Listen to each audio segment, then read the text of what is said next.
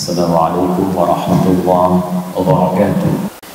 Saudara-saudariku hadirin sekalian, alhamdulillah Allah kembali memberikan kesempatan kepada kita untuk menunaikan salat subuh berjamaah di Masjid Al-Azhar Jakarta Permai ini. Semoga salat kita diterima oleh Allah Subhanahu wa taala. Semoga seluruh kemuliaan di waktu fajar, di waktu subuh ini jika dilimpahkan kepada kita sesuai dengan segala janji yang diungkapkan oleh Allah dalam Al-Quran ataupun keutamaan yang disebutkan oleh Rasulullah SAW. Di fajar itu semua bacaan didengar dan disaksikan. Allah berfirman di Quran surah ke-17 Al-Isra ayat ke-78, wa Qur'anal fajri inna Qur'anal fajri kana mashhuda.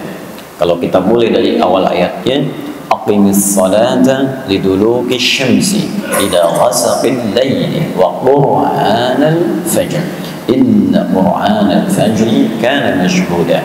Tunaikan salat itu dengan benar dari mulai tergelincir matahari siang zuhur ila ghasaqil layli sampai malam isya, zuhur, asar, maghrib, isya, wa Qur'anal fajr. Tapi spesial untuk waktu subuh fajar, bukan sekedar salatnya, wawunya itu ataf ke salat, wa ataf diikutkan ke hukum salat, dan juga salat fajar.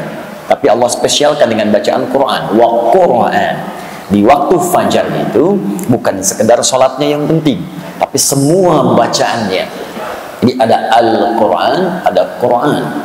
Kalau disebutkan Al-Quran berarti kalamullahu munazzal, kalamullahil munazzal, ya, firman Allah yang diturunkan ala Rasulil Mustafa Muhammadin, kepada Nabi Muhammad sallallahu alaihi wasallam, ya, minal Fatihati ila Nas, dari Al-Fatihah sampai dengan surah An-Nas, al-muta'abbad bitilawatihi, ya, al-muta'abbad bitilawatihi, yang beribadah melahirkan pahala saat kita kemudian bertilawah dengannya. Jadi kalau pakai alif lam Al-Quran itu berarti firman Allah dari Al-Fatihah sampai dengan An-Nas. Tapi kalau tidak pakai alif lam Quran itu semua jenis bacaan, istighfarnya, doanya, kalimat-kalimat thayyibahnya, sebutan-sebutan al-asmaul husnanya, tilawahnya, murajaahnya, semuanya. Nah, jadi semua yang kita bacakan spesial di waktu fajar itu langsung dipersaksikan oleh Allah Subhanahu wa taala. Bahkan kata Nabi di riwayat Muslim, tajtami'u malaikatul laili wan nahari fi waqtil fajr. Semua malaikat siang dan malam berkumpul di waktu fajar. Jadi kalau ada orang istighfar, maka malaikat akan mengatakan kepada Allah, Allahumma ighfir lahu, ya Allah ampuni dia. Maka Allah kemudian berfirman dalam salah satu hadis qudsi, ya, ghafartu lahu man istaghfara li ghafartu lahu. Siapa yang istighfar minta ampun kepada aku, seketika aku akan ampuni. Maka siapa yang berdoa, malaikat akan mengatakan Allahumma amin istajib, ya Allah amin, kabulkan doanya, kabulkan doanya. Ya, siapa yang menyebut kalimat thayyibah, maka Allah akan menyebutnya. Fadhkuruni adzkurkum. Siapa yang sebut aku sebut dia. Demikian di Quran surah kedua Al-Baqarah ayat 152. Karena itu banyak orang yang ingin mengejar keutamaan fajar datang sebelum fajar. Nah, ini kita sudah lewat sedikit nih ya, untuk besok kita siapkan. Ya, fajar subuhnya misalnya 4:43, ada orang dari jam 4, dari jam 3, saking pengennya dapat keutamaan fajar, saking nggak pengen lewat. Ya kan, kalau di Al-Azhar diumumkan untuk besok, siapa yang datang ke sini setengah lima pas, 10 orang pertama dapat masing-masing 500.000. Setengah 5. Kira-kira datang ke sini jam berapa? Jam 4, jam 3, mabit. Mabit dari sore bahkan udah penuh, kan?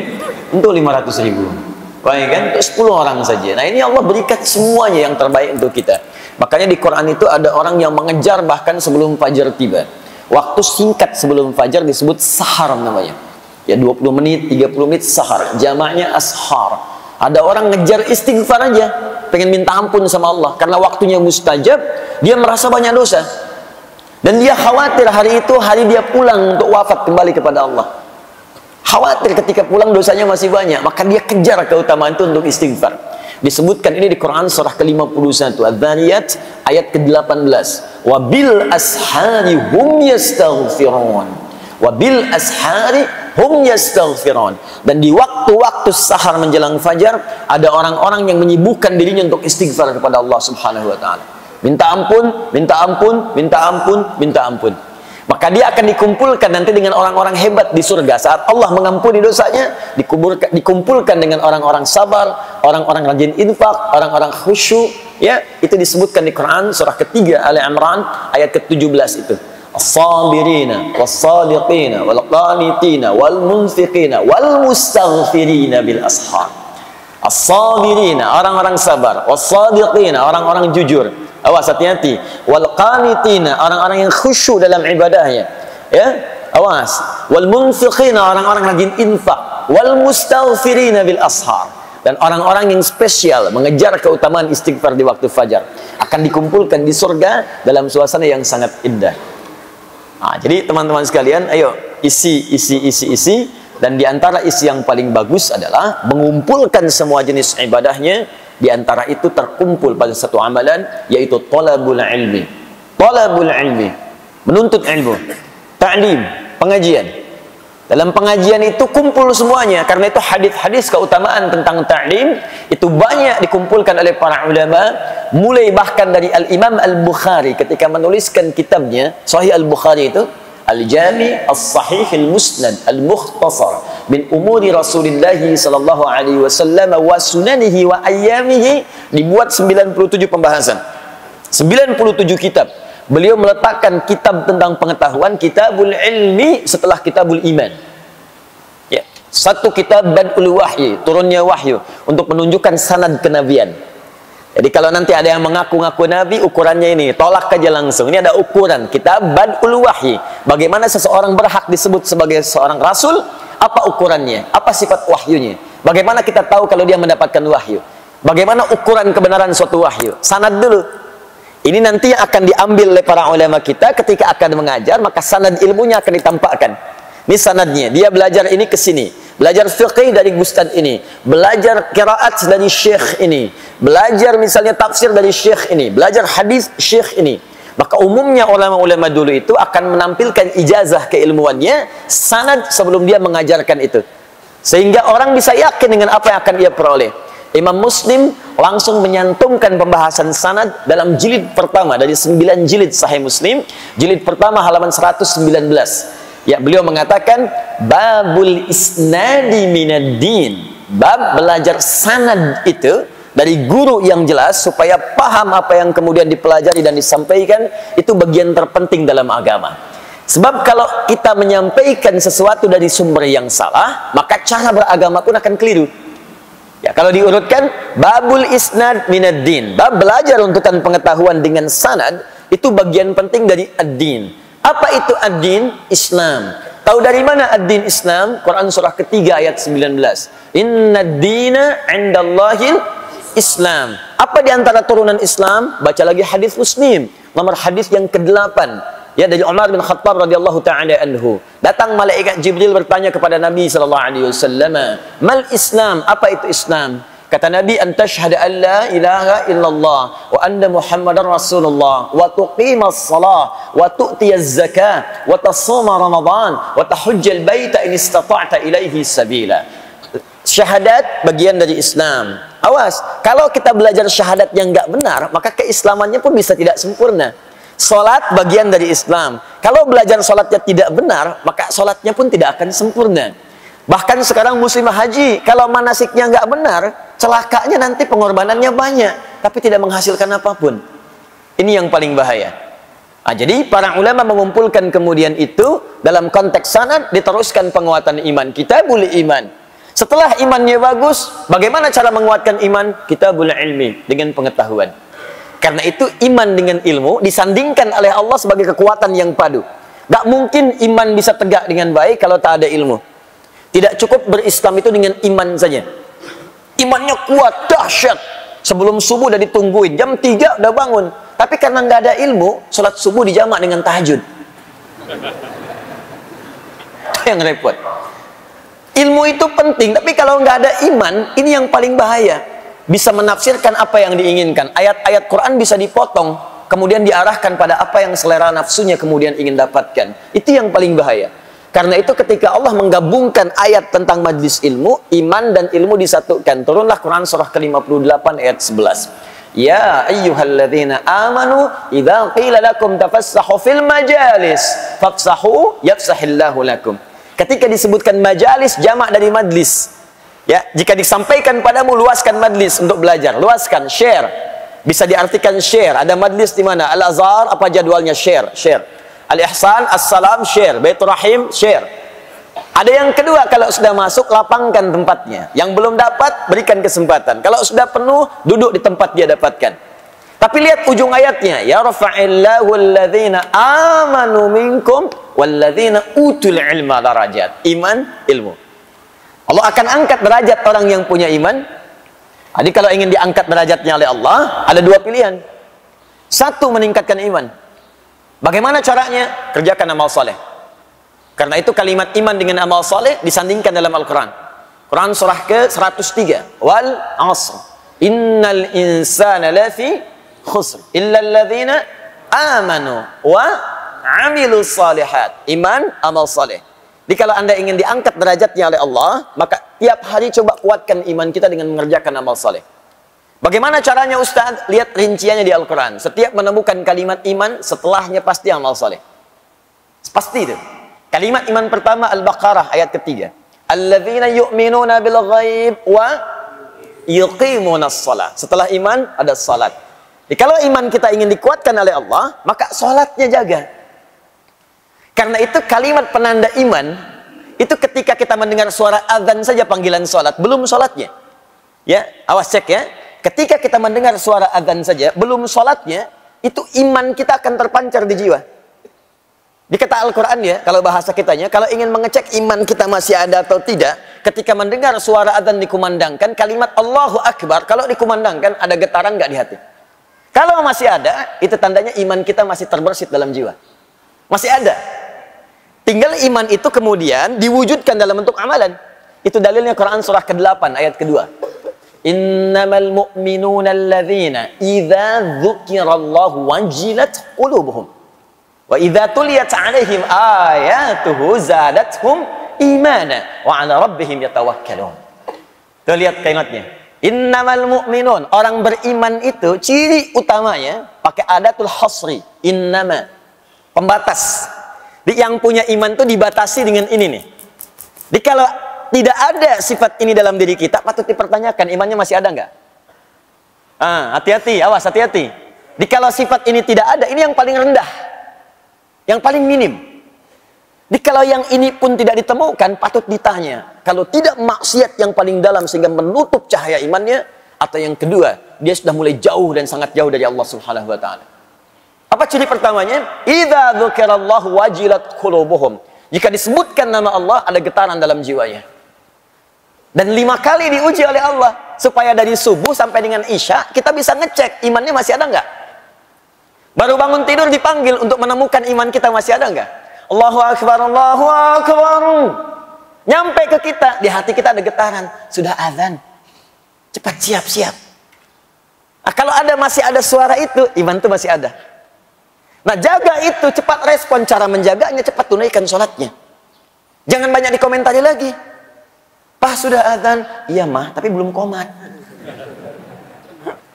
Nah, nanti imannya tidak naik tuh. Kalau kita mau naikkan, cepat respon itu. Kejar. Karena itu, tingkat terendah ini, kalau sudah tidak ada, apalagi meninggalkan itu yang bermasalah. Di hadis Abu Daud, nomor hadis 857, itu bahkan disebutkan sifat setan yang paling pertama, itu kalau dengar suara azan, dia lari terbirit-birit. Idza udzina fafarra syaitanu wa alaihi dhuratun. Kalau azan dikumandangkan maka setan akan lari. Lari sambil terbirit-birit. Kalau bahasa letterlocknya, lari sambil terkentut-kentut. Ya, dhurat itu kentut. Maksudnya apa? Saking bencinya dengan suara azan, kalau azan ada baunya pun dia nggak mau cium. Syaitan lari. Nah, jadi kalau ada yang nggak senang dengan suara azan, nah itu patut ditanya. Saya tidak teruskan ya. Nah, nanti kalau diteruskan jadi tersangka saya di sini. Paham ya? Nah, jadi coba cek lagi. Kuatkan amal saleh. Ya, tambah infak. Wa mimma razaqnahum yunfiqan. Al-Quran, walladzina yu'minuna bima unzila ilaik. Apa yang diturunkan pada Muhammad sallallahu alaihi wasallam. Al-Quran. Nah, jadi kalau Bapak Ibu ingin meningkatkan iman, tiap hari bikin kurikulum amal soleh. Ya, buat kurikulumnya. Kan ini sederhana sebetulnya. Ayo sholat, keluarkan semua jenis sholat. Fardunya, sunnahnya. Keluarkan, bikin sebuah gambaran kurikulum, deretkan tabelnya. Ini loh sunnah yang malam hari, ini sunnah yang pagi hari, sunnah yang siang hari. Teruskan, tambahkan sholatnya dari A sampai Z-nya. Nanti kalau tidak percaya, setelah Anda istiqomah dengan itu, akan terjadi perubahan pada diri kita. Akan terasa hubungan kedekatan dengan Allah. Enak gitu. Terus ketenangan pada jiwanya itu teresap. Makanya di ujung ayat itu langsung ditutup dengan kalimat wa 'ala rabbihim yatawakkalun. Orang-orang ini akan semakin dekat hubungannya dengan Allah. Tawakalnya tinggi sekali. Kalau sudah tawakal, dunia nggak akan ngaruh. Nggak akan ngaruh. Kemudian persoalan yang besar akan mengecil. Karena sifat kepercayaannya pada Allah itu tinggi. Ada masalah besar. Ini kan Allah sudah tetapkan. Nggak mungkin saya diuji kalau saya nggak sanggup. La yukallifullahu nafsan illa wus'aha. Beres. Masalah kecil nggak akan terasa. Inna ma'al usri yusra. Yang sulit aja ada solusinya, apalagi yang kecil pasti hilang. Jadi sebetulnya saat Allah minta kita ibadah, itu ingin memudahkan hidup kita, membuat kita lebih tenang.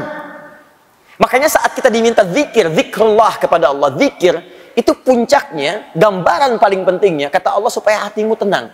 Quran surah 13 ayat ke-28. Ala bi dzikrillahi tatmainnul. Yakinkan pada jiwamu, kata Allah. Ala itu harful ikhbar wa taukid, huruf untuk menyampaikan informasi dan meyakinkan. Ya, kata Allah, yakinkan pada jiwamu. Zikir itu manfaatnya kalau benar, hatimu tenang. Dan ketenangan itu sesuatu hal yang penting. Kaya tapi gelisah atau miskin tapi tenang, pilih mana? Nggak ada pilihan ketiga, nggak usah maksa. Penting kan tenang itu? Tenang itu solusi. Tenang itu kedamaian. Tenang itu ketentraman. Kata Allah, saya minta kamu zikir supaya tenang. Dan ternyata zikir itu ketika digali lagi di Al-Quran, ya amal soleh itu. Salat itu zikir. Buka Quran surah ke-20 ayat ke-14. Innani anallahu la ilaha illa ana fa'budni wa aqimis salata li dzikri. Saya itu Allah, gak ada Tuhan yang layak disembah kecuali saya, kata Allah. Sembah saya. Bagaimana caranya ya Allah? Tunaikan salat dengan benar. Li dzikri, sebagai zikir kepadaku. Anda baca Al-Quran, amal saleh, zikir. Quran surah 15 ayat 9. Inna nahnu nazzalna dzikra wa inna lahu lahafizun. Kami turunkan Al-Quran sebagai zikir. Jadi kalau kita sedang baca Al-Quran, sedang zikir. Fungsi zikir untuk ketenangan. Makanya ketika Anda baca Quran, lebih tenang hati Anda. Coba deh ibu kalau sedang punya masalah. Dengan suami ada masalah, dengan anak ada masalah. Daripada ibu mengeluh dan bikin status, nggak selesai masalah. Ternyata dia tidak seperti aku kira. Terus tungguin komen sampai maghrib. Capek. Mendingan puasa.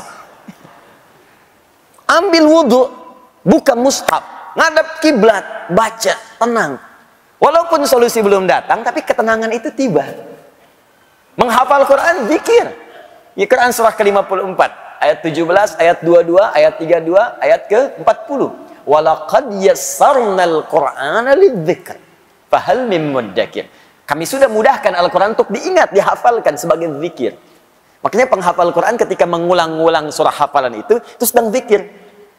Zikir. Zikir, zikir. Dan dilatih kita menghafal dari yang pendek-pendek. Mau tidur kan baca Mu'awwadhatis Salas. Al-Ikhlas, Al-Falaq, An-Nas, itu zikir. Berdoa itu zikir. Makanya saat berdoa kan lebih tenang kan? Besok ada proyek tender, kita berdoa dulu. Walaupun tendernya belum ada, hati jadi tenang. Siang nanti mau ujian, sebelum ujian doa dulu. Ujiannya belum ada, tapi ketenangan itu datang. Makanya doa di Al-Quran disebut zikir. Quran surah ke-7 ayat 205. Wadhkur rabbaka fi nafsika tadarruan wa khifatan wa dunal jahri minal qaul. Ayo berdoa, kata Allah, zikir, sebut, minta padaku. Dalam jiwamu mohon dengan penuh kekhusyuan, minta. Tuh. Kalimat thayyibah dilatih pasca salat. Subhanallah, alhamdulillah, Allahu akbar, hadis Muslim. Nomor hadis 571. Zikir. Buka Quran surah ke-4 ayat 103. Fa idza qadaytumus salata fadhkurullah. Maka jika kamu telah tuntas mengerjakan sholat, zikir kepada Allah. Nah, semua zikir ini bentuknya amal soleh. Amal soleh aktualisasi iman. Iman kalau ingin dikuatkan, kerjakan amal soleh. Kalau itu sudah ada, dampaknya ke hati tenang. Ini saat kita diminta beramal soleh, itu bukan Allah yang ingin memberikan beban ke kita. Kita yang ingin diringankan. Jadi kalau cara pandang kita kepada amal soleh itu begitu, ringan ibadahnya. Allahu Akbar, Allahu Akbar. Alhamdulillah, hari ini sekarang tiba saatnya Allah akan meringankan bebanku. Tapi kalau dilihat sebagai kewajiban yang ada bebannya, capek. Allahu Akbar, Allahu Akbar. Ya Allah, baru aja zuhur, dasar lagi. Baru zuhur, dasar lagi. Emang dia zuhurnya udah terlambat. Jam 3.15 baru zuhur, 3.19, dasar. Ya dia yang salah. Padahal kan Allah ingin upgrade iman dia, ingin tenangkan hatinya, tapi dia sendiri membuat dirinya susah. Coba tanyakan pada manusia, manusia itu banyak yang aneh sekarang. Banyak yang aneh. Pengen mudah nggak hidup? Pengen. Pengen gampang nggak? Pengen. Pengen rezeki mudah nggak? Pengen. Tapi ketika dikasih jadi nggak pengen. Sholat jadi malas. Kamu zakat ya, saya tambah 10 kali lipat, nggak dikerjain. Kamu infak ya, saya berikan 700 kali lipat, nggak diberikan. Giliran dunia yang nggak nyata diikutin. Riba online diikutin. Minjem, pinjol tuh pinjaman online. Begitu dipinjam, benjol. Itu yang repot. Balik lagi. Al-imanu yazidu wa yantaqis. Kitab Sahih Al-Bukhari, Kitabul Iman. Iman itu naik dan turun. Awas, yazidu bi ta'ah, akan naik dengan mengerjakan ketaatan amal soleh, wa yantaqis bil ma'siyah. Nah, untuk menentukan amal soleh yang benar, kita butuh ilmu.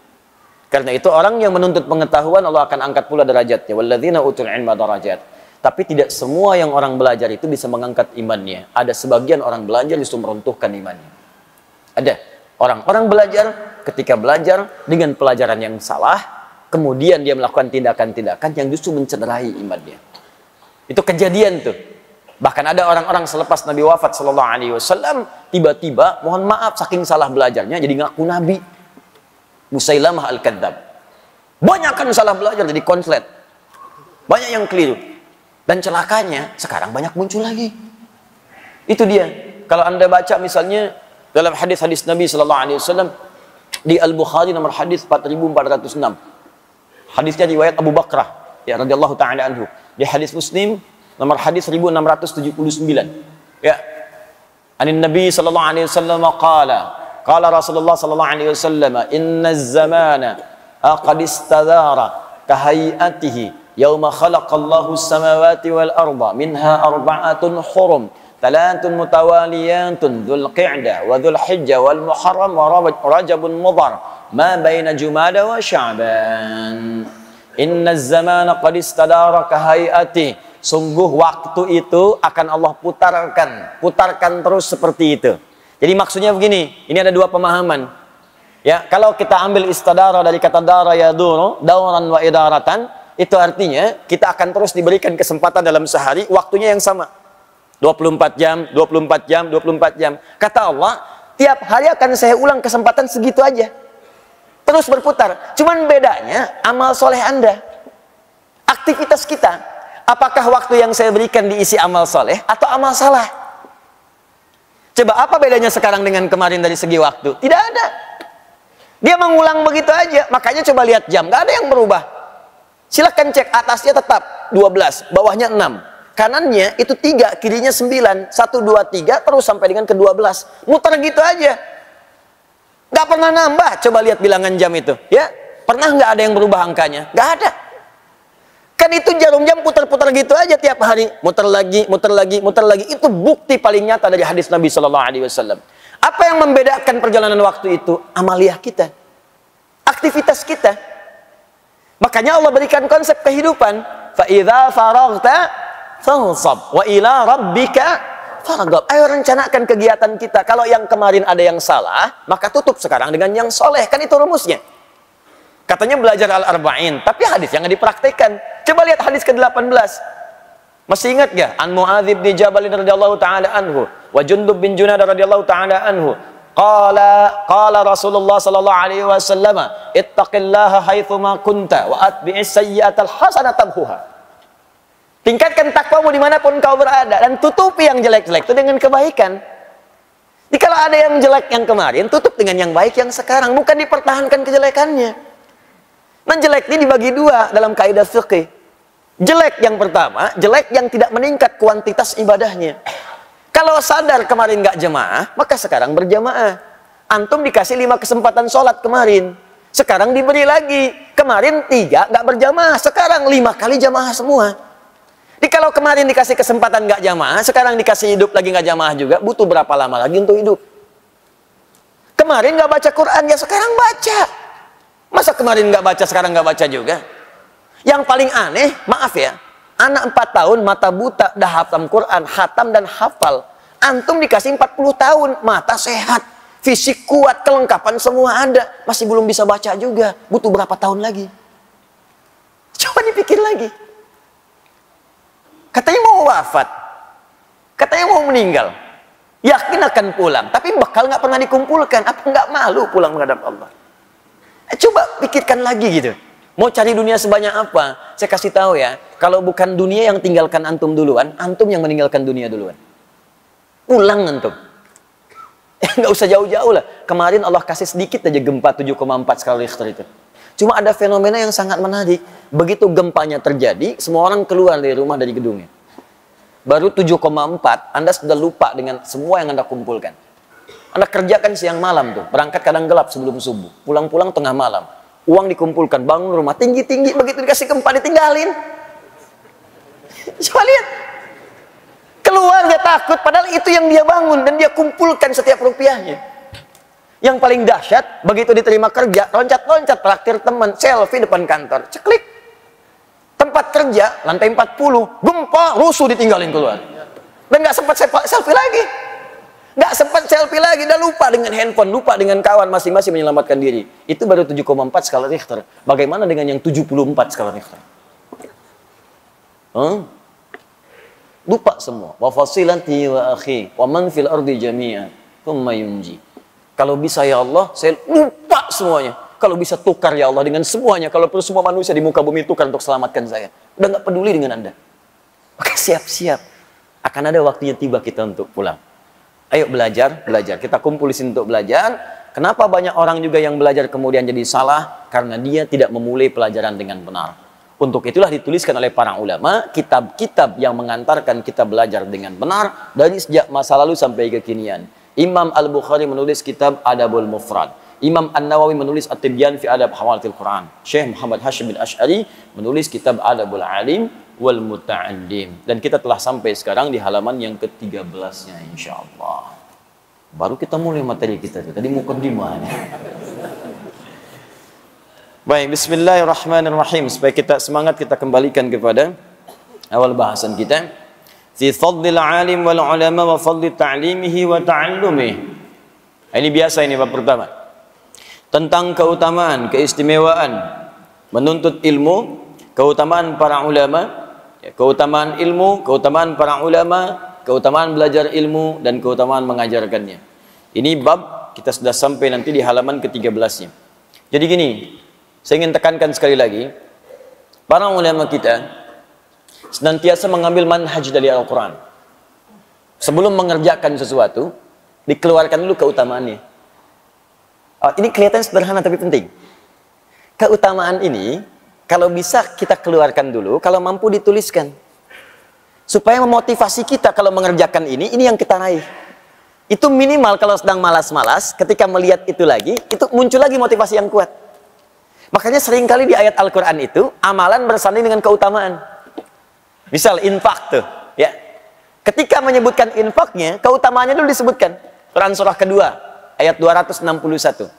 Mathalul ladzina yunfiquna amwalahum fi sabilillah kamathali habbatin ambatat sab'a sanabil fi kulli sumbulatin mi'atu habbah. Wallahu yudha'ifu liman yasha' wallahu wasi'un 'alim. Perumpamaan orang yang infak di jalan Allah Subhanahu wa taala. Perhatikan baik-baik, seperti orang yang menanam satu benih. Dari benih itu satu nih, dihitungnya satu dulu. Jadi kalaupun ada 1 rupiah Anda berikan, itu hitungannya bukan 1.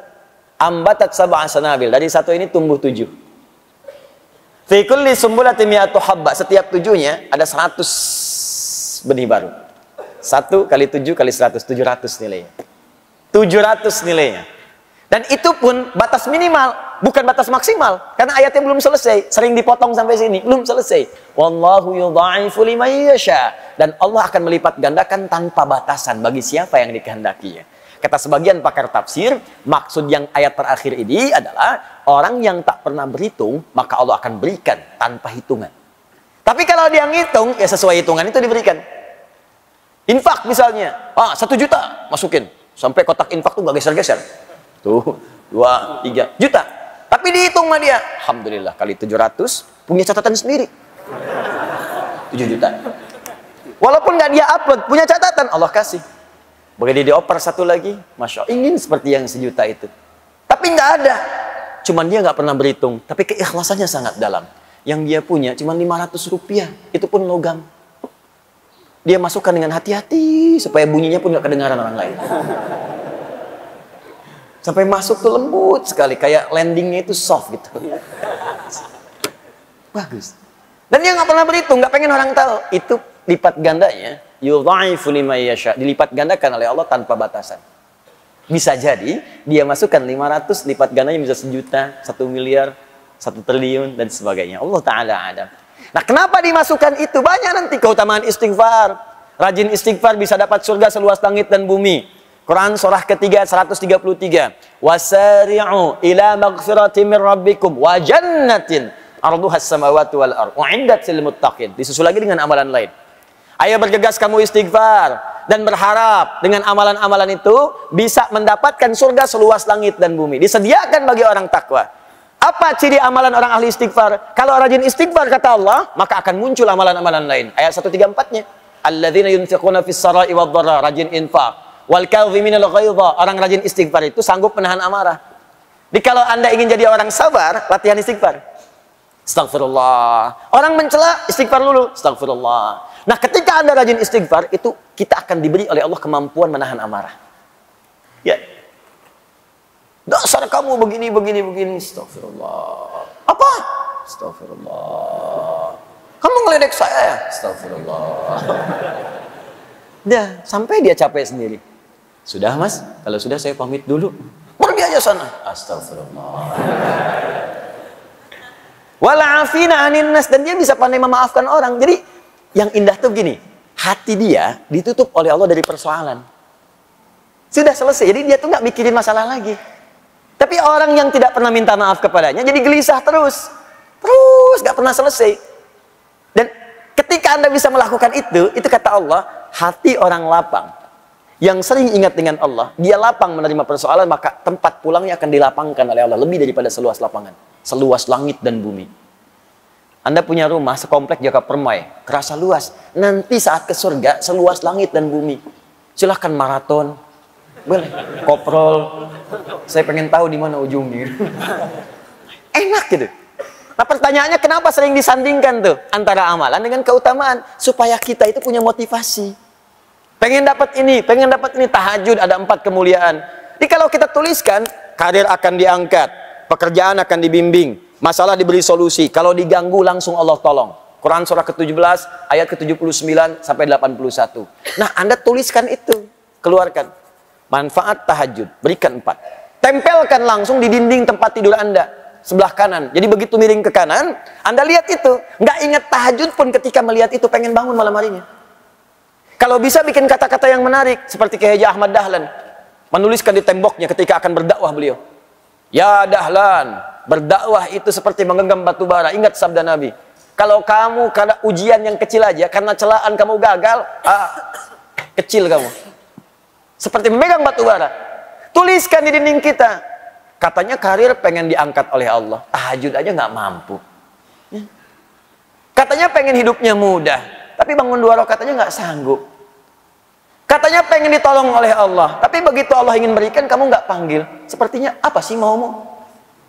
Tuliskan di situ, ya, tuliskan. Di situ aku kadang merasa sedih padamu. Catat tuh. Tulis di tembok kita. Begitu dituliskan seperti itu, malam bangun. Itu manhaj namanya. Langsung antum setting alarm kan? Bangunnya bismillah jam 3, bangun. Alarm 2:04, 2:30, 2:45. Ya, supaya tertata rapi. Alarm 2:15 mematikan alarm 2:30. Alarm 2:30 matikan alarm 2:45. 15 menit kan ada persiapan. Jangan dikira orang bangun tuh langsung sadar, kan duduk dulu. Duduk, ngantuk, begini dulu kan, tahan-tahan. Ya, begitu sadar jam 6. Awal-awal begitu, lama-lama makin cinta, nanti bangun lebih awal lagi. Nah, ini keutamaan dimunculkan, makanya jangan heran para ulama kita itu sebelum menampilkan isinya, tampilkan keutamaannya dulu. Apa keutamaan menuntut ilmu? Supaya nanti kalau sedang malas-malas, maaf ya, kalau ada tantangan pekerjaan lain, kita bisa prioritaskan, tuliskan. Menuntut ilmu ini keutamaannya, meringankan beban hidup, memberikan solusi, jawaban semua didengar, doa-doa dikabulkan. Tuh, malaikat mengaminkan, dosa-dosa diampuni. Jadi begitu kita mau tinggalkan, kita mikir lagi. Duh, jangan-jangan kalau saya pergi ke mall tinggalkan taklim, saya meninggal di mall, dosa belum diampuni. Ah, saya udahlah ke taklim dulu aja. Mall bisa besok lagi. Datang dia. Jelas ya? Nah, apa di antara keutamaannya? Mari kita tuliskan. Bismillahirrahmanirrahim. Kita masuk halaman 13-nya. Saya mulai dari paragraf kemarin yang belum berakhir sepenuhnya. Wa ghayatul ilmi al-'amalu bihi li'annahu thamratuhu wa faidatul umri wa zadul akhirah. Kemarin kita sampai situ. Wa ghayatul ilmi, dan tujuan dari ilmu itu, kalau kita belajar pengetahuan, al-'amalu bihi, yaitu mengamalkannya. Dimohon izin, kemarin saya tegaskan, ilmu dengan amal nggak bisa dipisahkan. Justru ilmu itu akan mulai mendapatkan pahala melimpah ketika diamalkan. Anda belajar fikih sholat, kalau nggak pernah dipakai sholat, kapan datang pahalanya? Hanya berhenti di saat belajar saja. Makanya ayo teman-teman, jangan batasi di majelis ilmu. Anda yang kuliah pun, niatkan sebagai ibadah karena Allah. Begitu Anda bekerja, itu jadi pahala. Pernah nggak kepikir ke situ? Yang kuliah di ITB, di IPB, di UI, di IAIN, di UIN, dimanapun, coba niatkan sebagai ibadah. Nanti ketika diniatkan sebagai ibadah, untuk mengamalkannya, Allah akan permudah. Dan berkah nanti ilmunya. Berkah. Jangan dikira itu mendapatkan ilmu hanya ilmu agama saja, tidak, ilmu umum juga kalau diniatkan untuk kemudian berkhidmat kepada Allah untuk ibadah, nanti akan ada manfaatnya. Masuk ITB, pengen jadi insinyur, masuk jurusan arsitektur, keluar dari situ bisa desain masjid, desain hotel dengan musolanya, sipilnya bikin jalan. Begitu diniatkan sebagai ibadah, berapa banyak orang lewat untuk umroh di situ. Ini jalan ini aja, berapa banyak orang lewat untuk sholat ke Al-Azhar. Subuh ini aja, berapa banyak lewat situ. Berapa banyak yang pakai keran di situ untuk wudhu. Berapa banyak yang ke toilet. Anda bayangkan, kalau cuma ngejar dunia, nggak akan dapat tuh pahala akhirat. Tapi kalau ilmu Anda dipakai untuk berniat ibadah kepada Allah, Anda bikin kemudian desain kerannya, Anda bikin jalannya, Anda bikin bagian tempat wudhu dengan toiletnya. Begitu dipakai, dunianya dapat, dunia diberikan pajar duluan. Pahala akhiratnya, setiap yang wudhu Anda dapat pahalanya. Setiap yang lewat Anda dapat pahalanya. Dan saat belajar itu demikian, Allah akan berikan kemudahan. Makanya ilmunya berkah. Coba lihat orang-orang dulu itu, yang makannya Masya Allah kadang-kadang sekedar singkong. Ya, kadang-kadang ketemu nasi pun sehari cuma sekali, itu pun dibagi lagi dengan 6-5 orang. Tapi dahsyatnya ilmunya berkah. Saya kalau lihat orang dulu belajar bahasa aja, jarang yang ada satu bahasa. Minimal 2. Bahasa Indonesia, bahasa Belanda. Never done. Misalnya, mana si pitung? Belanda dapat. Jepang ada yang bisa bahasa Jepang. Orang dulu. Coba diplomat-diplomat dulu itu. Kayak Haji Agus Salim, berapa banyak bahasanya? Ya, Bung Hatta. Ya, Masya Allah. Insinyur Soekarno, misalnya yang lain-lainnya itu. Ya, mereka belajar. Dan yang paling dahsyat, ulama-ulama kita. Masya Allah itu. Ya, ulama-ulama kita itu dulu, bukan sekedar belajar. Kemampuannya luar biasa. Semua ilmunya bersanad. Kemampuan bahasa Arabnya, kemampuan Qurannya, bahkan tidak sedikit yang jadi mufti langsung di Masjidil Haram. Tidak sedikit di antara mereka. Dan namanya abadi sampai sekarang. Bahkan murid-muridnya mengajar lagi. Syekh Yasin Al-Padani, berapa banyak muridnya sekarang mengajar? Syekh Ahmad Khatib Al-Minangkabawi, berapa banyak muridnya punya manfaat sekarang? Jadi saya sarankan kalau kita mau belajar, dimanapun itu, termasuk Anda yang sekolah di kampus-kampus umum, ayo bikin konsep untuk ibadah. Dengan ilmu ini, saya akan berkhidmat. Ingat pesan saya, kalau Anda kejar akhirat, dunia akan ikut. Tapi kalau Anda kejar dunia, akhirat akan meninggalkan Anda. Kita kesini untuk ibadah. Sholat, taklim. Dunia ikut. Begitu selesai, ada kopi, ada sarapan, ada pisang, dunia tuh.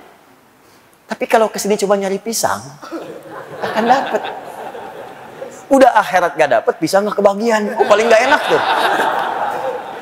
Akhirnya bikin status, ternyata di Al-Azhar gak ada pisang. Enak kesini mau cari pisang, mau cari ilmu. Hah? Jadi kalau kita nyari akhirat tuh ikut dunia semua. Saya sering katakan begini, rezeki itu udah diatur. Surga kita yang belum jelas. Dunia tuh gak usah capek lah. Ya, yang capek pada dunia, dia belum paham dunia. Makanya pelajari ilmunya supaya gak susah. Ini di rumah tangga ribut karena gak pelajari ilmunya. Jadi gak selesai-selesai. Padahal kadang-kadang cuma beres dengan senyuman aja, tapi kadang gak beres-beres. Kenapa? Karena ilmunya gak dipelajari. Di bagian pertama, ghayatul ilmi ala amalu bihi. Ya, jadi mohon izin, orang yang belajar itu tujuannya untuk diamalkan. Kemudian itulah menjadi buah dari pengetahuannya yang bermanfaat untuk hidupnya di dunia dan bekalnya ke akhirat. Ini yang kemarin kita tegaskan. Sekarang teruskan. Wa nahika bihadza syarafan wa fadlan wa jalalatan wa nubula. Kita selesaikan kemarin sampai di sini. Dan cukuplah engkau paham kalau engkau bisa belajar dengan mengamalkan ilmumu, bukan sekedar hidupmu dunia akan bermanfaat, bekal akhiratmu menambah, tapi kata Syekh Hashim, syarafan, engkau akan dimuliakan oleh Allah. Wa fadla, engkau akan diberikan keutamaan lebih oleh Allah. Syaraf, diangkat kemuliaannya. Bahkan Allah turunkan langsung ayat sendiri. Yarfa'illahu alladhina amanu minkum walladhina utul ilma darajat. Syaraf. Quran surah ke-58 ayat ke-11. Wa fadla, dapat tambahan keutamaan. Diutamakan. Nambah. Apa di antara keutamaannya? Diangkat derajatnya seperti mujahid fi sabilillah. Kalau wafat, syahid. Ada di antara keutamaan penuntut ilmu itu, teman-teman, ini ya, saya beri contoh sedikit.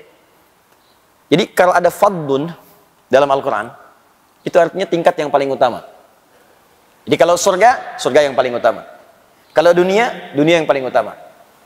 Ada posisi dalam sholat yang saat kita mengerjakannya, kata Allah, jangan berdoa biasa. Minta yang paling utama. Misal, ya, kan di sholat kita sering berdoa kan?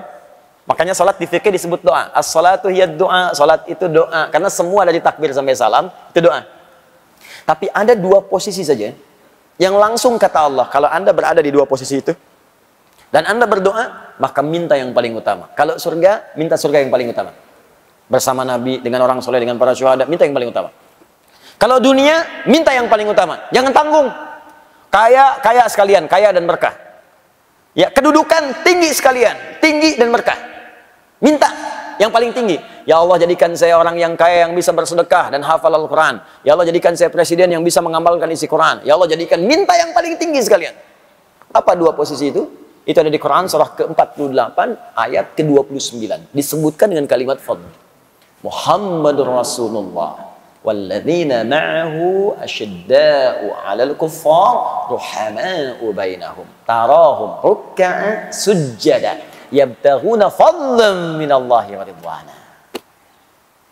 Engkau akan lihat umat Nabi Muhammad itu tegas pada segala yang menyimpang, saling berkasih sayang dengan sesamanya. Ciri utamanya mereka rajin sholat. Jadi umat Nabi Muhammad itu kalau ingin dibedakan ini umatnya atau bukan, lihat sholatnya. Ini sindiran halus tapi tajam gitu ya. Katanya umat Nabi Muhammad, tapi dipanggil azan nggak mau sholat. Katanya umat Nabi Muhammad, diminta sujud nggak sujud. Kata Allah sederhana, umat Nabi Muhammad itu tarahum ruk'an sujada. Engkau akan lihat dia ruku dan sujud sholat. Jadi kalau Anda masih mengaku umat Nabi, akan kelihatan sholatnya. Datang. Itu sindiran tajam loh, halus tapi tajam. Maaf ya, artinya ketika Anda mengaku umat Nabi Muhammad tapi nggak mau sholat, dipertanyakan nilai keumatannya.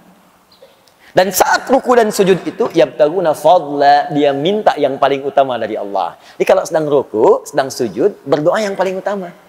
Terutama saat sujud. Jangan nanggung. Kalau ada dicontohkan lafaz dari Nabi, bacakan doanya. Kalau nggak ada contoh lafaz dari Nabi, di hati kita mintakan. Ya Allah, saya pengen di Firdaus, ya Allah. Ya Allah, saya pengen berjumpa dengan Rasulullah. Ya Allah, berikan kesempatan untuk menatapmu di hari kiamat, ya Allah. Ya Allah, sukseskan bisnis suamiku, ya Allah. Dan berkahi pada bisnisnya. Berkahi di harta kami, ya Allah. Ya Allah, jadikan keluargaku semua penghafal Quran. Aku nggak minta apapun, ya Allah. Pengen Quran aja, ya Allah. Pengen Quran aja. Minta yang paling utama. Fadlah. Dan keutamaan penuntut ilmu fadlan yang paling utama adalah statusnya dinaikkan oleh Allah sebagai mujahid fi sabilillah. Jadi kalau dia sedang belajar, wafat syahid statusnya. Itu langsung turun Quran surah ke-9 ayat 122. Paling kiri sebelah bawah di mushaf. Wa ma kana al-mu'minuna liyanfiru kaffah. Ya, falaula nafara min kulli firqatin minhum ta'ifah liyatafaqahu fid din wa liyunziru qaumahum idza raja'u ilaihim la'allahum yahdharun. Catat ya, karena di kitab tidak ada, ini syarahnya. Awas. Kata Allah, tidaklah semua orang beriman. Iman dulu tuh. Tidaklah semua orang beriman pergi permedan perang semuanya, ke medan juang semua. Aku akan turunkan satu amalan yang kalau dikerjakan statusnya sama dengan yang berjuang di medan perang. Apa amalan itu? Tafaqquh fid din, belajar di agamanya. Makanya saya nggak bosan ingatkan, coba catat jadwal taklim di setiap masjid. Catat yang tafakuh, yang baik-baik. Yang baik-baik. Yang bisa memahamkan kita. Ini bukan sekedar datang, tapi nggak ada isinya. Datang apalagi menurunkan iman kita, itu yang bahaya. Yang banyak ketawa tapi nggak jelas. Atau yang isinya bahkan semakin nggak jelas. Semua agama sama, menuju pada Tuhan yang sama, cuman caranya beda-beda. Jangankan kita yang dengar, dia aja yang nyampein bingung. Itu kan bahasa Nabi. Anda akan mendengar nanti sayati. Awas, zamanun. Akan datang satu masa nanti. Di hadis Muslim, sahih hadisnya. Akan datang di satu masa nanti. Orang-orang yang tiba-tiba menyampaikan sesuatu. Membuat Anda bingung, kaget. Ya, jangankan Anda. Kata Nabi, orang dulu pun kalau dengar itu akan ikutan kaget. Ini Abu Jahal, Abu Lahab, abu-abu yang lain tuh kalau dengar Abu, nah yang sekarang, itu ikut kaget. Ikut kaget. Karena mereka pun nggak punya kosakata itu. Ya, wah canggih juga nih kata-katanya ya. Jadi Abu Jahal tuh nggak punya itu. Ya Abu Jahal sejahal-jahalnya. Ya, benar Abu Jahal sejahal-jahalnya. Dan Abu Lahab selahab-lahab ya. Itu Abu Jahal tuh datang kepada Nabi dengan rombongannya itu. Ketika datang ke Nabi, kalimatnya sederhana. Ya Muhammad SAW, kita ini nggak usahlah berpelisih, nggak usah perang. Kita damai aja. Nah, caranya gimana malam ini? Biarkan kita memang beda, kata mereka. Kita memang beda. Tapi perbedaan ini jangan sampai membuat kita berselisih perang. Malam ini, udahlah kita gantian aja. Malam ini kami nyembah Tuhan kamu. Besok-besok kamu nyembah Tuhan kita. Selesai. Tapi kalimatnya sederhana. Kita memang beda, tapi jangan berselisih. Tuh, jadi orang-orang dulu sejahal-jahalnya, sejahiliah-jahiliahnya, itu nggak kenal dengan persamaan agama. Nggak kenal dengan pluralisme agama, semua agama sama. Dia masih mengakui kita emang beda. Tapi beda ini jangan sampai rame, gantian aja. Turunlah surah Al-Kafirun.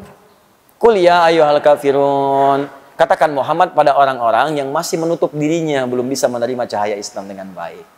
Makanya ketika dipanggil kafir, dia nggak marah.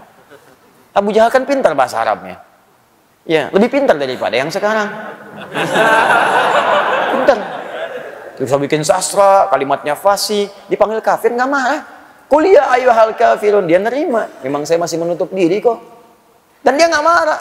Nggak pernah tuh ada riwayat mengatakan tafsir asbabun nuzul ketika disebutkan qul ya al-kafirun, Abu Jahal langsung naik pitam mengatakan apa kafir? Nggak ada. Nah, jadi orang Arab paling fasih aja disebut kafir, dia menerima karena itu memang bahasa syariat, bahasa fiqih, dan itu dipahami betul. Nah, ini konteks yang harus kita dapatkan teman-teman sekalian. Ini kembalikan lagi ya supaya nggak lama-lama. Nah, fadla, minta yang paling utama. Jelas ya? Baik, kemudian wajalalatan wa nubula. Jalalatan wa nubula, dan dia mendapatkan status tinggi di hadapan Allah. Allah punya sifat jalla wa ala. Jalla, tinggi, tak tertandingi. Jalalah, orang dinaikkan oleh Allah dengan status tinggi. Bagaimana kemudian mendapat status tinggi itu? Wa nubula, nabil istimewa. Bagaimana mendapatkan itu semua? Dirinci lagi oleh Syekh Hashim. Ini yang kita bacakan. Ya, ini Masya Allah ini. Ya, Al-Quran, hadisnya ada semua. Bismillah. Yuk kita teruskan. Ke-14 ya. Ayat-ayat yang tadi untuk mendapatkan keistimewaan sudah saya bacakan sebelumnya. Wa qala ta'ala innama yakhsyallaha min ibadihil ulama. Pertama diangkat statusnya oleh Allah yang istimewa sebagai orang yang paling khasyah dengan Allah. Jadi paling takut kepada Allah itu orang-orang yang punya ilmu. Status pertama. Di Quran surah Fatir itu, Quran surah ke-35 ya, dari ayat 27 sampai ayat 29. Di 28-nya ada kalimat itu. Kemudian juga teman-teman sekalian, kita teruskan ke bagian kita sekarang, halaman 14. Faman dhafara bihi su'ida wa man fatahu khasira. Maka dari itu, orang-orang yang semangat menuntut ilmu, maka hidupnya cenderung bahagia. Bahagia dia. Karena semua janji yang diberikan tadi dia dapatkan. Kalau wafat syuhada, wafat syuhada itu enak, di surga aja ketemu Nabi langsung. Bukan cuma nabi, semua nabi. Ya, wafat syuhada, orang wafat dalam keadaan syuhada, kalau dia sambil belajarnya bisa bertobat, istighfar, minta ampun sama Allah, kan? Terus wafat di situ, sedang belajar. Tadinya pelaku maksiat banyak, tiba-tiba pengen tobat, datang ke majelis ilmu, tobat di situ. Setelah tobat dia belajar, baru disebutkan belajar huruf Al-Quran. A'udzu, A diikuti, A, begitu A keselak dikit, A meninggal.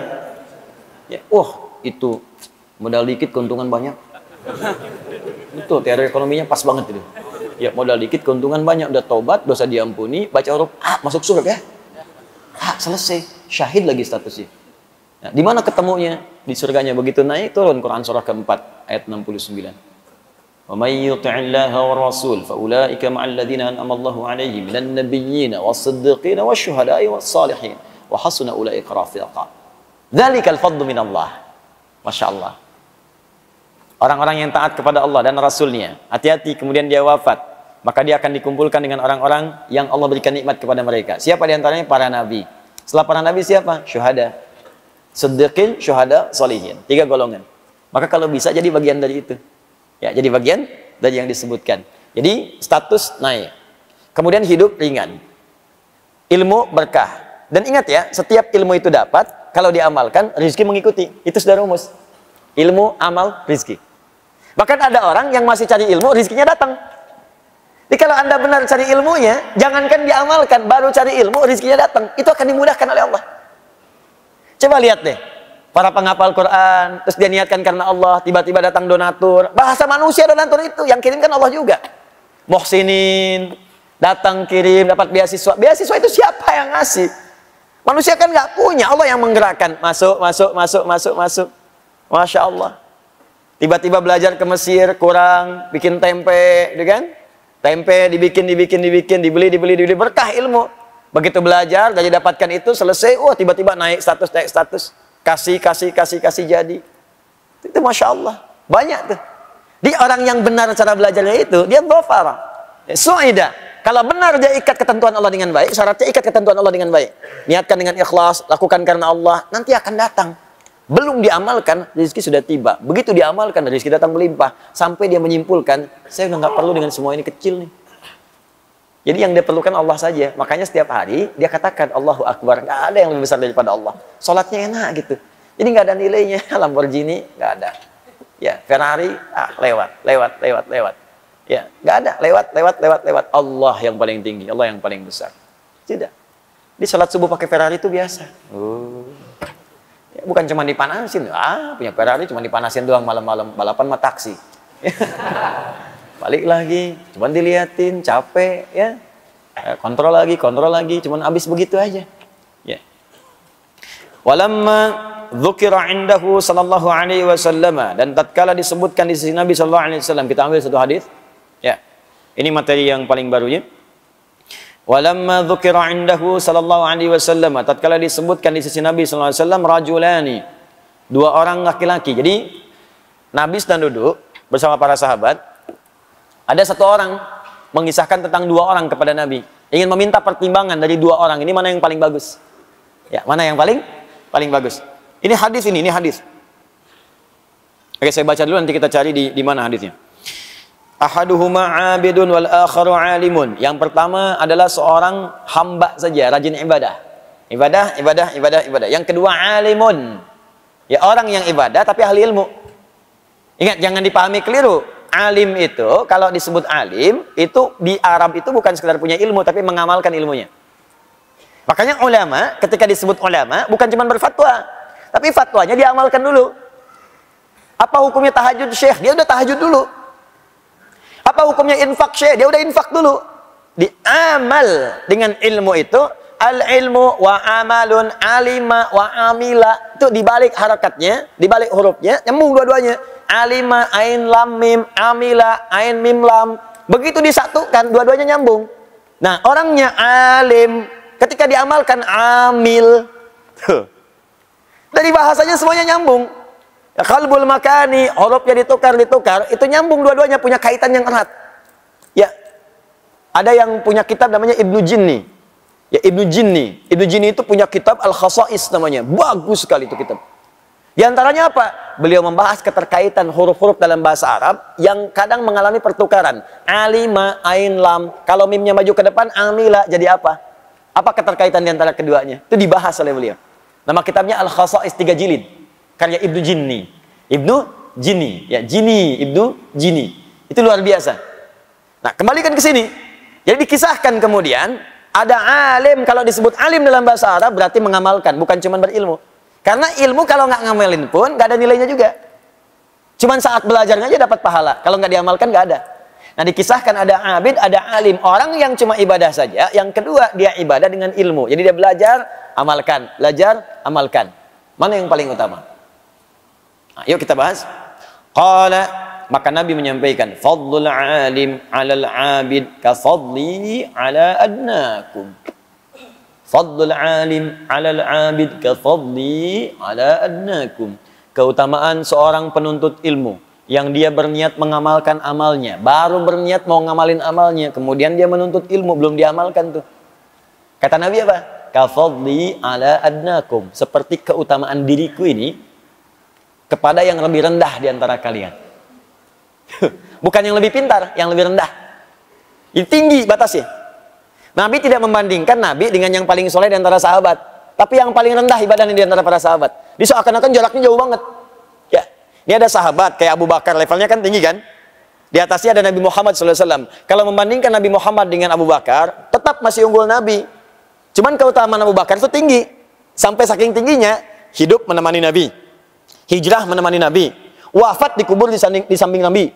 Ya, bahkan di surga pun dengan Nabi saking tingginya. Walaupun tetap masih unggul Nabi. Tapi Nabi tidak bandingkan beliau dengan Abu Bakar. Dibandingkannya dengan sahabat yang paling rendah kapasitasnya. Itu pun tetap surga juga. Cuman bawahnya rendah. Nabi ingin tunjukkan perbedaan orang yang punya ilmu untuk diamalkan itu. Derajatnya tinggi sekali insya Allah. Seperti perbandinganku dengan yang paling rendah di antara kalian. Ini hadisnya dari Abu Umamah. Ya, dari Abu Umamah radhiyallahu ta'ala anhu. Hadis ini statusnya marfu ini. Marfu. Marfu itu termasuk kalangan hadis dhaif. Tapi dhaif itu, nah ini yang mau saya tunjukkan. Kadang-kadang nih sekarang banyak bahasa-bahasa yang nggak dicerna lagi. Dhaif tinggalkan. Dhaif tinggalkan, tapi ilmu nggak ada. Jangan begitu, itu berbahaya. Berbahaya. Dhaif itu dibagi dua. Dhaif matan, dhaif sanad. Kalau dhaifnya di sanad, sanad itu yang meriwayatkan hadisnya, bukan di matan, itu status masih bisa diamalkan sepanjang punya dua syarat. Syarat pertama, babnya fadhailul a'mal. Keutamaan-keutamaan amalan, bukan amalan-amalan pokok. Bukan tauhid, bukan tentang sholat, ya, bukan tentang haji misalnya, tapi keutamaan-keutamaan saja bisa diamalkan. Syarat yang kedua, apalagi kalau ada penguat namanya syahid atau tawabi' dalam ilmu hadis. Nah, hadis ini menunjukkan beliau ini muhaddis nih. Artinya paham hadis. Faqih juga, paham fiqih. Nggak mungkin kalau ada kalimat ini, nggak mungkin kalau nggak paham hadis, mustahil bisa diteruskan hadis selanjutnya. Hadis yang tadi saya bacakan itu, yang ada di sini, riwayat Abu Umamah, ternyata syahidnya banyak. Syahidnya banyak. Syahid itu hadis lain yang menguatkan, yang statusnya lebih tinggi. Ya, lebih tinggi lagi. Di mana adanya? Di Abu Daud ada, di At-Tirmidzi ada, di An-Nasa'i nomor hadis 233 ada. Riwayatnya sahabatnya Abu Darda, sahabat Abu Darda radhiyallahu ta'ala anhu. Bahkan Al-Imam An-Nawawi menyantumkan juga di Riyadhus Shalihinnya. Riyadhus Shalihin itu ada 1896 hadis. Coba cek nomor hadis 1388. Yang kitabnya Fadlul Ilmi. Awas, wal alim wa ta'alluma wa ta'liman lillah. Itu babnya. Nomor hadis 1388. Disebutkan riwayat Abu Darda, ditutup dengan ujungnya rawahu Abu Daud wa Tirmidzi. Apa hadisnya? Man salaka tariqan yaltamisu fihi ilma sahhalallahu lahu tariqan ilal jannah wa innal malaikata la tad'u ajnihataha ridan li talibil ilmi wa inna talibal ilmi la yastaghfiru lahu man fis samawati wa man fil ardi hatta al hitan allati fil bihar. Apakah selesai? Belum. Wa fadlul alim 'alal 'abid ka fadlil qamari 'ala sairil kawakib. Apakah selesai? Belum. Wa innal ulama'a warathatul anbiya wa innal anbiya'a lam yurithu dinaran wala dirhaman walakinnahum warathul ilma fa haddu bi haddin wafir. Selesai. Sampai di situ. Itu sering dipisah-pisah hadisnya. Sering dipotong-potong padahal satu kesatuan. Nah, setelah menyebutkan hadis tadi, beliau menerangkan hadis yang tadi saya ucapkan sampai akhir. Ada syahidnya. Nah, logikanya gini sederhananya. Uang 1 juta dengan 100.000 banyak mana? Sejuta, berarti sejuta sahih. 100.000 dhaif, ya kan? Tapi kalau 100.000 yang ngasihnya 10 orang. 100.000, 100.000, 100.000, 100.000, 100.000. 100.000 kali 10 berapa? Sejuta. Maka yang dhaif naik status jadi sahih. Awas, hati-hati nih. Sekarang kita sedang menyebut dihadapkan pada dai-dai yang tadi dai amplop. Sampai orang ini punya pandangan ke amplop diterapkan ilmu hadis di tempat yang salah. Saya kalau ceramah amplopnya tebal itu sahih itu. Tapi kalau amplopnya tipis, dhaif. Ya. Kalau tipis tapi banyak, sahih li ghairihi. Itu kaidah yang ditempatkan di tempat yang salah. Kalimatul haqqi rada bihal batil. Tapi kalau diilustrasikan benar. Ini sejuta sahih, 100.000 dhaif. Tapi kalau 100.000 dikasih 10, naik juga jadi sejuta. Sahih li ghairihi. Sama hadis dhaif, kalau isinya benar, yang diragukan itu orang yang nyampaikannya, bukan karena isinya. Karena di hadis itu kualifikasinya ketat. Gini, orang pemabuk saja atau orang pernah punya salah meriwayatkan hadis, saking hati-hatinya ulama, hadisnya tidak diambil sekaligus. Dituliskan catatan, ini orangnya bermasalah. Bukan hadisnya, orangnya. Kenapa disebut orangnya? Karena khawatir nanti hadis diriwayatkan oleh orang yang bermasalah. Sehingga ketika ada orang salah, orang akan mengatakan, pantas salah hadis yang diriwayatkan oleh orang bermaksiat. Saking menjaga kemuliaan hadis, dicatat itu semua. Makanya muncul hadis mungkar. Hadis yang diingkari. Karena orangnya seringkali berbuat maksiat. Bukan karena hadisnya. Hadis matruk, hadis yang ditinggalkan. Bukan karena hadisnya buruk. Tapi karena orangnya seringkali berdusta. Sehingga nggak bisa dibedakan. Ini orang lagi bicara hadis atau dusta. Jelas ya? Hadis maudhu, hadis palsu. Bukan hadis yang bermasalah. Orangnya memalsukan itu. Kalimatnya mah benar. Cuman orangnya mengatakan itu hadis. Padahal bukan. Ya, pernah dengar ini? Makan saat lapar, berhenti sebelum kenyang. Pernah dengar? Itu hadis palsu. Saking palsunya, di kitab hadis palsu pun nggak ada. Saking palsunya. Cuma ada di satu kitab, Ar-Rahmah fi Tibbi wal Hikmah, karangan Al-Imam Jalaluddin Suyuti, halaman 29. Dan Imam Suyuti pun tidak menyebut hadis, menyebutnya kisah. 3 orang dokter yang memberikan advice, nasihat kepada seorang raja. Kalau pengen sehat, kata dokter yang keempat dari Sudan, yang 3 itu satu dari Irak, ya, yang kedua dari India, yang ketiga dari Romawi, memberikan nasihat, obat untuk makanan yang sehat. Yang keempat dari Sudan, yang Sudan ini mengatakan kalau pengen sehat, saat paduka lapar, silahkan makan dan angkat tangan paduka sebelum kenyang. Muncul kata mutiara mahfudhat, makan saat lapar, berhenti sebelum kenyang. Itu kata mutiara, isinya bagus, cuma datang orang belakangan, hadis. Di orang itu yang salah, bukan kalimatnya. Paham nggak sampai sini? Allahumma barik lana fi Rajab wa Sya'ban wa balighna Ramadan. Ya Allah, mohon berkahi hamba di bulan Rajab dan Sya'ban, dan mohon sampaikan pada bulan Ramadan. Isinya benar. Cuman orangnya ada yang bermasalah. Disebut kemudian hadis mungkar. Orangnya yang mungkar, hadisnya nggak apa-apa. Paham nggak maksudnya? Nah, kalau kita belajar ilmu hadis, ngerti sampai situ. Sebab kalau kita ingin mengamalkan kalimatnya pun nggak apa-apa, tapi jangan dipahami sebagai hadis. Nih, boleh nggak kalau saya di bulan Rajab berdoa begini, ya Allah, anugerahkan hamba keberkahan di bulan Rajab ini, ya Allah. Beri kemampuan untuk beramal. Dan mohon beri kesempatan, ya Allah, untuk sampai di bulan Sya'ban dan pertemukan dengan Ramadan, ya Allah. Hamba ingin bertobat. Hamba ingin bertobat. Boleh nggak? Itu bahasa Arabnya. Allahumma barik lana fi Rajab wa Sya'ban wa balighna Ramadan. Sama aja. Orang Arab bacanya pakai bahasa Arab. Kita pakai bahasa Indonesia. Cuman salahnya apa? Ketika ada orang mengatakan misalnya ini hadis atau orang itu bermasalah. Paham ya? Nah, ini ketika dicantumkan di sini jangan langsung divonis. Hadis palsu tuh, hadis dhaif tuh, tinggalkan kitabnya. Oh. Jangan karena ketidakmampuan Anda memahami sesuatu, Anda berlaku bodoh dan ngajak orang lain bodoh, itu ngerepot. Kalau mau bodoh, bodoh aja sendirian, yang ngajak orang. Terus belajar gitu. Paham ya? Ini sudah nggak ngerti bikin status. Saya terima dari ibu saya tuh satu video. Hati-hati katanya. Nah, ini ada ini, benar nggak? Begitu dikirimkan, orang langsung bilang, hati-hati, ada Quran palsu menyebar di Indonesia. Tuh lihat, dipertontonkan oleh dia.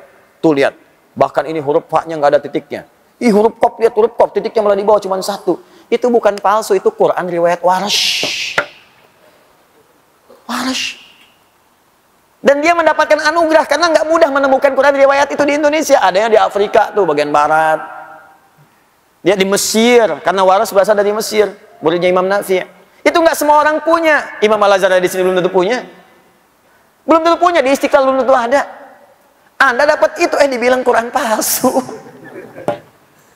Itu ilmu gitu, itu yang paling penting. Jadi kalau belum bisa memahami sesuatu, jangan banyak berfatwa. Itu bahaya. Kata Imam Malik, hafal 100.000 hadis, tapi nggak paham isinya, jangan berfatwa. Kalau bukan andanya yang sesat, orang lain nanti yang terlantar. Paham ya?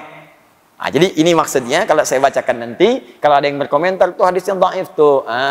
Memang hadisnya dhaif, tapi dia bisa diamalkan. Dhaifnya bukan dhaif yang parah bertentangan dengan kaidah-kaidah hukum Al-Quran dan Sunnah. Dan dia dikuatkan dengan hadis lain, karena itu statusnya naik, kemudian menjadi hadis yang sahih li ghairihi.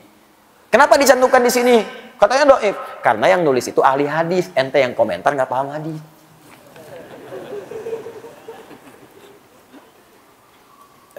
Saya baca terakhir ya, sampai kita ada 2 menit. Saya takutnya nanti ditanya, belajar apa tadi? Hadis dhaif. Cuma naik status ahli ghairihi. Gimana itu? Ya, aja tayangannya. Wa qala sallallahu alaihi wasallam, dan sallallahu pernah bersabda, man salaka tariqan yatlubu fihi ilman salakallahu bihi tariqan min turuqil jannah. Nah, ini yang tadi saya sebutkan, satu rangkaian. Ini penguatnya, syahidnya. Adanya di An-Nasai nomor hadis 233, juga di Abu Daud, juga di At-Tirmidzi, juga Imam An-Nawawi dalam Riyadhus Shalihin nomor hadis 1388. Rawinya Abu Darda. Hadisnya sahih, ada yang menyebutkan hasan. Ya. Statusnya tetap hasan, itu hadis sahih. Ya, sahih. Ya, cuma daya ingat hadis itu kan 5 syaratnya. Mattasala isnaduhu binaqdil adli dhabiti anil adli dhabiti min ghairi syudzudin wala illatin qadihatin. Paham? Tidak, ya. Nanti belajar. 5 itu. Jadi kalau salah satu kurang, ya kurang dhabit, hafalannya kurang dikit. Kurang dikit tuh koma jadi lupa komanya, titik jadi lupa titiknya. Bukan lupa hadisnya. Jadi ilmu hadis itu kalau lupa koma dikit turun status tuh dhabitnya, kurang. Dari sahih jadi hasan. Ya. Sahih jadi hasan. Jadi kalau saya bacakan kalimat misalnya, nih al-Jami' as-Sahihul Musnad al-Mukhtasar min umuri Rasulillah sallallahu alaihi wasallam wa sunanihi wa ayyamihi. Ulangi. Nah, itu maudhu tuh kalau nggak bisa ngulang. Itu statusnya turun. Tapi kalau bisa diulang lengkap sempurna kalimat titik komanya itu sahih. Tapi kalau macet sedikit, koma sedikit, hasan. Ketat sekali ilmu hadis itu. Enggak semua orang bisa kemudian disebut sebagai muhaddits. Terakhir. Wa qala sallallahu alaihi wasallam, Rasulullah pernah bersabda, talabul ilmi fardhatun ala kulli muslimin. Nah, di sini ada wa muslimatin. Wa talibul ilmi yastaghfiru lahu kullu syai'in hatta al-hut fil bahr. Baik, pertanyaannya, Ustaz, di sini ada kalimat talabul ilmi, kata Nabi, talabul ilmi fardhatun ala kulli muslimin wa muslimatin. Menuntut ilmu itu fardhah, kemestian bagi setiap muslim laki-laki dan muslimah, muslim perempuan. Kalau kita di hadis cari riwayat, kalimat muslimah ini nggak ditemukan. Sedangkan beliau ahli hadis. Kenapa muncul kalimat muslimah? Talabul ilmi fardhatun ala kulli muslim. Di hadisnya ditemukan demikian. Cari di berbagai riwayat, hampir sulit menemukan kalimat muslimah. Pertanyaannya, kenapa beliau menuliskan kalimat wa muslimatin? Apakah di sini ada riwayat baru yang ditemukan kemudian ada kalimat muslimahnya, atau ada hal yang ingin disampaikan di sini? Nanti kita akan lihat di pertemuan berikutnya, insya Allah. Ya, supaya nanti kita bisa bersemangat untuk menggali dan kita paham cara membaca kitab dengan benar, insya Allah. Yang kita ajarkan cara memahami Al-Quran, cara memahami hadis dengan ilmunya, dan cara membaca kitabnya. Karena itu saya sarankan begini, tolong yang belum dapat ini di copy, nanti coba di copy, nggak apa-apa kalau selembar-selembar yang kita bahas. Karena halaman 14 saja yang di copy. Ya, kalau sulit, saya pengennya Anda nggak sekadar dengar, bawa ininya. Jadi Anda bisa lihat sambil saya terangkan, Anda bisa baca juga, saya terangkan. Jadi Anda tahu, nanti Anda ngajarkan lagi pada anak Anda selanjutnya, teman Anda, dan ngajarkannya langsung dari sumbernya. Ya, dilihat, dipahami, terus belajar bahasa Arab dari sini, terus lihat ayatnya, kasih catatan, ilmunya lengkap nanti. Ya, habis ini pulang ke rumah, kasih tahu istri, kasih tahu anak-anak, bikin status, ya. Bulan depan jadi ustadz, saya pensiun. Alhamdulillah, semoga Allah muliakan kita, memberikan kepada kita insya Allah rahmat, keberkahan, tambahan pengetahuan dan ampunan sisi Allah Subhanahu wa taala. اللهم تقبل منا إنك أنت السميع العليم وتب علينا إنك أنت التواب الرحيم اللهم نحمدك حمدا شاكرين حمدا ناعمين حمدا يوافي نعمه ويكافئ مزيدا يا ربنا لك الحمد ولك الشكر كما ينبغي لجلال وجهك الكريم ولعظيم سلطانك اللهم صل وسلم وبارك على رسولك الكريم نبيك الأمين سيدنا محمد وعلى آله وصحبه أجمعين اللهم علمنا ما ينفعنا وعلمنا يا الله ما جهلنا